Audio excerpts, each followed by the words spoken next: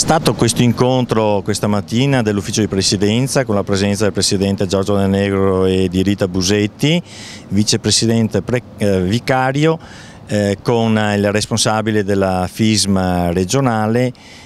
dove si sono trattati i temi legati alle problematiche che emergono sempre più consistenti della sostenibilità del finanziamento e quindi della gestione delle scuole materne paritarie private, ma in particolare parrocchiali, quelle legate alle congregazioni religiose. E sono stati messi in luce gli aspetti legati alla necessità di lavorare insieme, quindi una forte e stretta collaborazione tra ANCI e quindi tra comuni e questa organizzazione che ha la gestione di circa il 68% delle scuole materne a livello regionale e quindi svolge una funzione pubblica e che dalle nostre comunità è ritenuta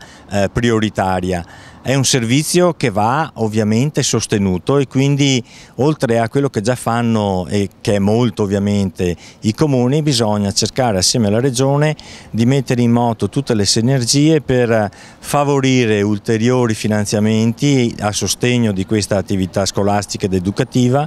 e quindi operare sul piano, diciamo, della ricerca di una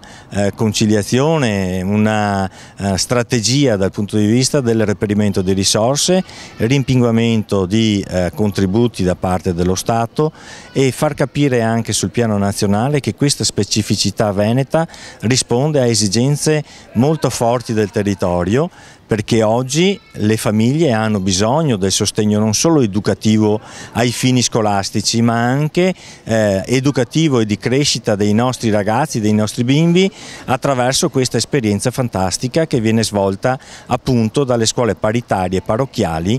che come dicevo prima è una presenza massiccia e quindi ancora di più la nostra responsabilità come ANCI nel sentirci coinvolti a partire ovviamente non solo da oggi ma da quelle che sono state anche le esperienze di passato nel fare un lavoro insieme per ricercare appunto le migliori sinergie da mettere in campo per cercare di migliorare le condizioni economiche e finanziarie, ma anche quelle degli strumenti di questa realtà importante del Veneto.